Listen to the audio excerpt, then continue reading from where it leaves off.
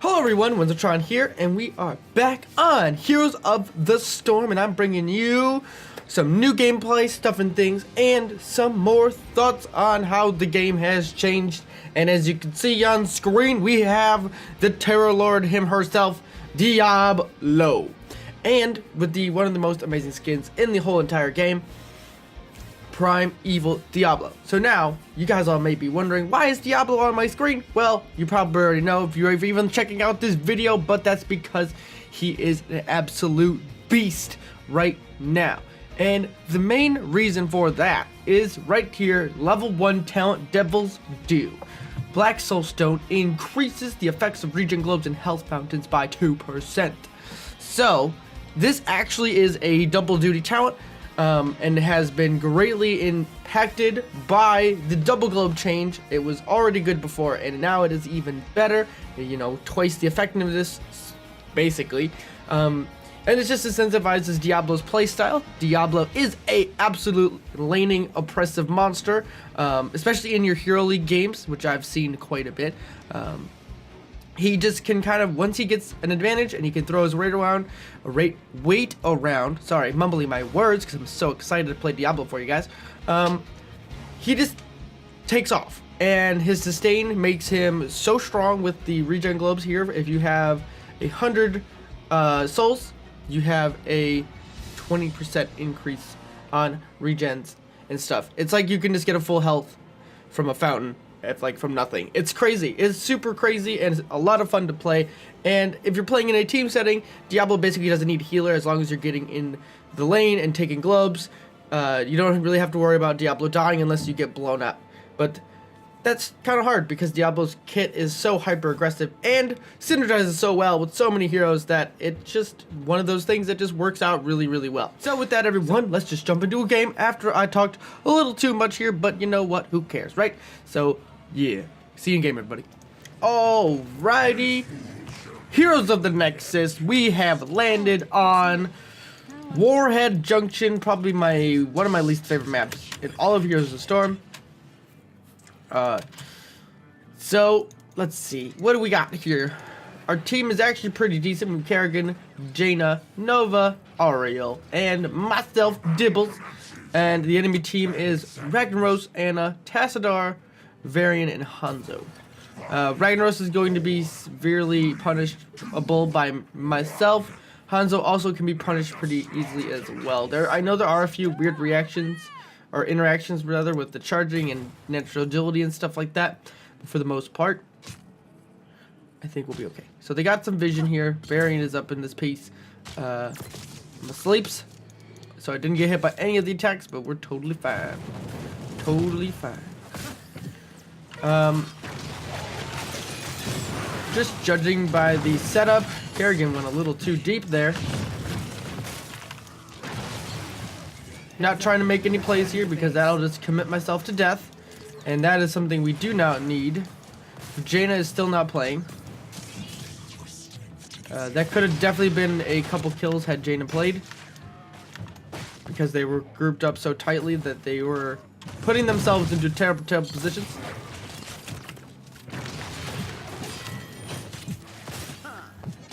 Right there, I was just body blocking the skill shots while Anna was sleeping.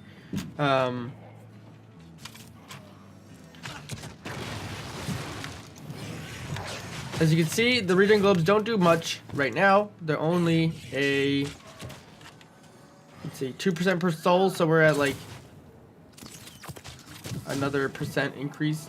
It's gonna stay behind the gate right now. Jaina's still AFK.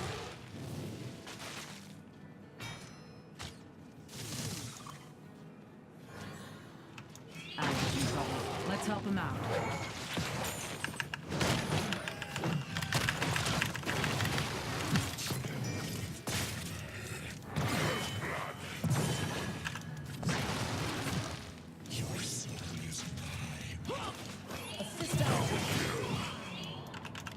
Jaina's still AFK, but we got in a double kill so far. I've been in focus mode, so I wasn't going to die.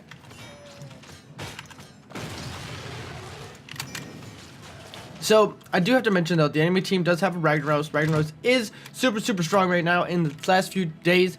Playing Team League with my friends, which actually has been kind of, we did stream it here and there. And Jaina finally leaves, that's good. So now we have Jaina. She will play. So they got towers here in the bottom. Kerrigan is taking their camp. Top lane is being pushed in by Ragnaros from the Nova, which is not good. Level 7, we're just gonna go for From the Shadows, which is a shadow charge range of 40%. Kind of been crazy since it's Diablo's engaged tool. And only a 40% can basically mean you can come from a long way away. Because Diablo's charge does have a knockback component to it, which makes it that much more powerful. Just gonna try and channel. Gonna let Jaina do got it.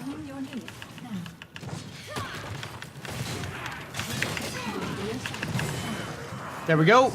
Double support. Didn't make it work.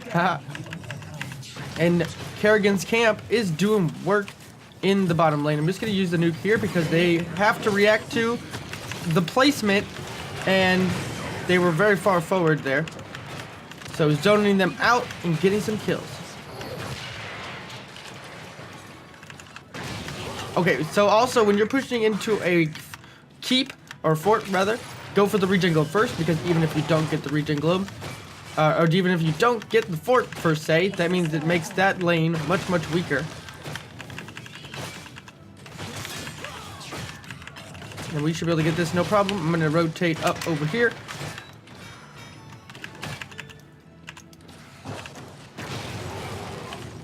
Okay, Hanzo has gone back. Gonna head up straight through the middle. Now, level 7 here, my Diablo, I like to play a little bit different, actually. A lot of players get either Soul Feast for more health regen, or you go for Soul Shield for more spell resistance. I personally don't like either of those, because to me, Diablo is an aggressive tank, and he gets more of his value from just being in the face and constantly landing his combos and stuff like that. That being said, Jaina, they're invading. That being said, having more ability to combo into teams like so, with your basic attack resets and things like so. Oh, we stopped it. We stopped the nuke. Oh my god. I got off the point because I was scared.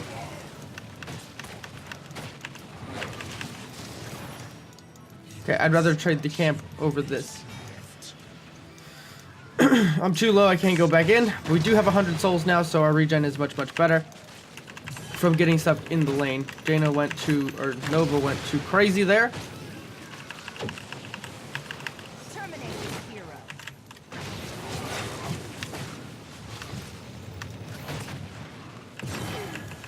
Tanking waves, because we're bad. Now there's 3 here. Still got it, either way. This feels bad, man. 4 here, 5 here, all of them. Apparently the Jaina is back. Didn't do much damage to the keep there. Haha! Pull it over the wall! And there we go. Those are the missteps I was talking about. If you make mistakes, you're going to feel the pain of Diablo. Kerrigan is still pushing in the bottom lane.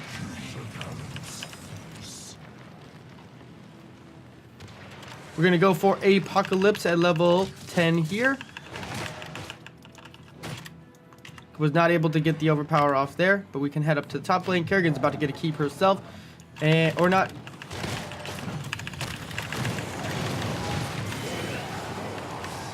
It stunned out 2 of them there. Here, yes! And we got the Hanzo, and Varian's going to fall as well because I do have the body blocks. Oh, nope, he did not. He got a shield still. But keep has been destroyed by Kerrigan's solo push in the bottom lane. We're doing work here, people. Defended their keep push. We got our own keep push. And nukes are spawning. Gonna head to the bottom.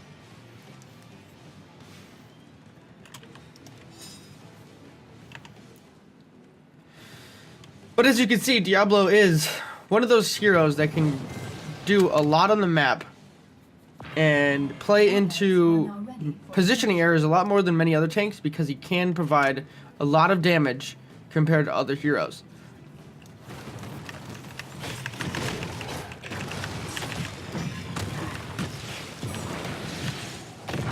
Don't have Apocalypse, but I can use Force Walls against him because they do extra damage, and as long as we have vision of him, boom! Diablo. They need him to come out with a luchador wrestling skin for him because it's amazing. That was a pretty good sleep dart. Going for Varian. He did drop a nuke there. There is an arrow coming out. There is a good. And we're going to get another team wipe here. I'm out of mana, but I just can grab a regen globe and we just fine. This bottom keep has already fallen to staying for the regen globe. Like so. As you can see there, at 100 souls, we get a lot of health back. And it also counts for mana too, which I didn't realize for a very long time. But it helps so much, especially these long drawn out fights. So now Devastating Charge is usually go-to, but I was thinking about these new landing changes. And actually going Fire Devil is not a bad pick if you do need more lane clear on your team. Also, you can still go for the level with me going for the Diablo momentum at 13 or 7. Sorry, it gives you a lot more versatility in being able to make things happen for your team because you're getting more and more. It gives you attack speed increase. Let's try to get her into the wall there, like so, and flip it back over, and that's a dead on a baby. So what's up? We're gonna go win the game now. Let's go. Come on. We have a boss, and we have 3 nukes. Wasted nuke on the mid lane. So if you have 3 nukes, that takes it down by 30%, roughly. And Varian is rooted. Hanzo is rooted. Double kill, baby. This is gonna be like a 10-minute game. Bam! Varian's dead. Nuke it, baby. Nuke it. Boss on core. Da-na-na-na-na-na-na. We gonna win the game. Gonna win the game real soon. I'm dead, but no one focused core. Ragnaros is dead. Bosses win. GG.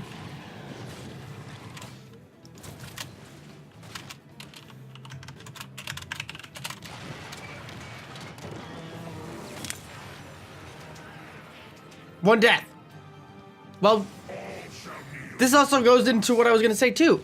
The game is so much more snowbally than it was before, and if you get that early game pressure, you basically can just snowball into things. I've done this with my friends so much over the weekend. We were just being able to outpush and outcontrol the map, and then the enemy team just can't contend with it by picking no lane clear or having very little of it, and then you lose the video game. And it's just, I don't know I really don't know how to fix it, to be honest. Because obviously it feels very good on the winning team on one level, but on another level, they should have been able to do something to stop that, but they couldn't. They had no tools to stop the Stompfest that was. So everyone, well, that was a very, very, very, very fast game. I don't know what to think. Honestly, that was just like 10 minutes and 15 seconds. I was not expecting that much of a stomp fest in the game, and Diablo is in a super amazing spot right now, just as a kit as whole, and just how the game is structured.